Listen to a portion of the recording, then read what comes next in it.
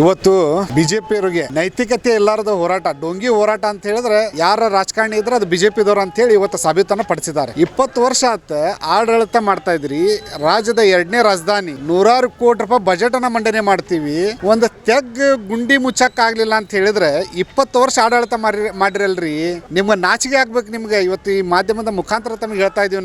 ಇವತ್ತು ನಾವು ಹೋರಾಟ ಮಾಡೋದು 20 ವರ್ಷಲಿಂದ ತಾವು ಏನು ಅಭಿವೃದ್ಧಿ ಮಾಡಿಲ್ಲ, ತೆಗ್ ಗುಂಡಿ ಮುಚ್ಚುವಂಥದ್ದು ಹೋರಾಟ ಆಗ್ಬೇಕಂತ ಹೇಳಿ ವಿರೋಧ ಪಕ್ಷದವರಾಗಿ ನಾವು ಕುಂತ ಇವತ್ತು ಹೋರಾಟ ಮಾಡಬೇಕಂತ ಹೇಳಿದ್ರೆ ಆ ನಮ್ಮ ಮೆಸೇಜ್ ಅನ್ನ ನೋಡಿ ಇವತ್ತು ರಾಜ್ಯ ಸರ್ಕಾರ ವಿರುದ್ಧ ನೀವು ಹೋರಾಟ ಮಾಡ್ತಾ ಇದ್ರಿ. ಮತ್ತು 20 ವರ್ಷ ಆಡಳಿತ 100 ಕೋಟಿ ರೂಪಾಯಿ ಬಜೆಟ್ ಮಾಡ್ತಿರಲ್ಲ, ಮತ್ತು ಅದು ಬಜೆಟ್ ಎದಕ್ಕೆ ಮಾಡ್ತೀರಿ? ಮಹಾನಗರ ಪಾಲಿಕೆ ಆಡಳಿತ ಎದಕ್ಕೆ ಮಾಡಕತ್ತಿರು?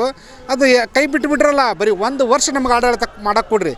ನಿಮ್ಮ ತೆಗ್ಗು ಗುಂಡಿ ಅಲ್ಲ, ನಿಮಗೆ ಸ್ಮಾರ್ಟ್ ಸಿಟಿ ಮಾಡುವಂಥ ವ್ಯವಸ್ಥೆ ಇವತ್ತು ಸರ್ಕಾರಕ್ಕೆ, ನಮ್ಮ ಮಹಾನಗರ ಪಾಲಿಕೆಗೆ ಇಡೀ ಅವಳಿ ನಗರ ಜನ ನಮ್ಮ ಕರಾವನ್ನು ಪಾಪ ಅವರು ಏನು ಟ್ಯಾಕ್ಸನ್ನು ತುಂಬ್ತಾರೆ, ಆ ಟ್ಯಾಕ್ಸ್ನಿಂದ ನಮ್ಮ ಮಹಾನಗರ ಪಾಲಿಕೆ ನಡೀತೈತಿ.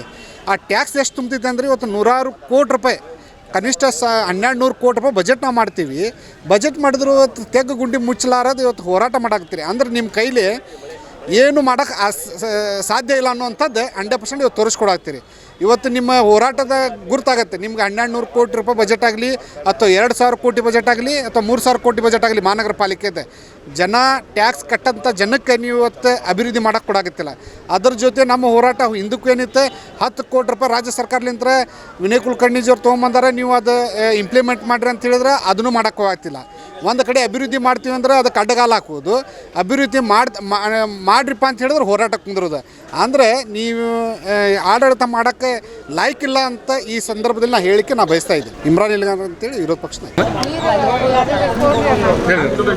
ಇಂದು ಭಾರತೀಯ ಜನತಾ ಪಕ್ಷ ಹುಬ್ಬಳ್ಳಿ ಧಾರವಾಡ ಮಹಾನಗರ ಜಿಲ್ಲಾ ವತಿಯಿಂದ ಏನು ರಾಜ್ಯ ಸರ್ಕಾರ, ಕಾಂಗ್ರೆಸ್ ಸರ್ಕಾರ ಗುಂಡಿಗಳನ್ನು ಮುಚ್ತಾ ಇಲ್ಲ, ಆ ಕಾರಣಕ್ಕೆ ಹುಬ್ಬಳ್ಳಿ ಧಾರವಾಡದಲ್ಲಿ ನಾವು ಗುಂಡಿ ಮುಚ್ಚಬೇಕಂತ ಆಗ್ರಹಿಸಿ ರಾಜ್ಯ ಸರ್ಕಾರ ವಿರುದ್ಧ ಹೋರಾಟವನ್ನು ಮಾಡ್ತಾ ಇದ್ದೇವೆ. ಇವತ್ತು ಹುಬ್ಬಳ್ಳಿ ಧಾರವಾಡ ಮಹಾನಗರ ಪಾಲಿಕೆ ಭಾರತೀಯ ಜನತಾ ಪಕ್ಷ ಇರೋದ್ರಿಂದ, ರಾಜ್ಯ ಸರ್ಕಾರ ಬಿಜೆಪಿ ಮಹಾನಗರ ಪಾಲಿಕೆ ಇರೋದ್ರಿಂದ ಅನುದಾನವನ್ನು ಕೊಡ್ತಾ ಇಲ್ಲ. ಸುಮಾರು 300 ಕೋಟಿ ರೂಪಾಯಿ ಅನುದಾನ ಪೆಂಡಿಂಗ್ ಅದ ಮಹಾನಗರ ಪಾಲಿಕೆಗೆ. ಇವತ್ತು ಯಾವುದೇ ರೀತಿಯ ಅನುದಾನ ಕೊಡ್ತಾ ಇಲ್ಲ. ಉಸ್ತುವಾರಿ ಸಚಿವರು ಏನ್ ಮಾಡ್ತಾ ಇದ್ದಾರೆ? ಮಹಾನಗರ ಪಾಲಿಕೆಗೆ ಅನುದಾನ ತರ್ತಾ ಇಲ್ಲ, ರಸ್ತೆ ಗುಂಡಿ ಮುಚ್ತಾ ಇಲ್ಲ. ಇದು ಮಹಾನಗರ ಬಿಜೆಪಿ ಇರೋದ್ರಿಂದ ಮಾಡ್ತಾ ಇದ್ದೀರಾ? ನಾ ಕೇಳ್ತಾ ಇರೋದು 300 ಕೋಟಿ ರೂಪಾಯಿ ಅನುದಾನ ಯಾಕೆ ತರಿಸ್ತಾ ಪ್ರಯತ್ನ ಮಾಡ್ತಾ ಇಲ್ಲ? ಆ ಕಾರಣಕ್ಕೆ ನಾವು ಹೋರಾಟ ಮಾಡ್ತಾ ಇದ್ದೀವಿ.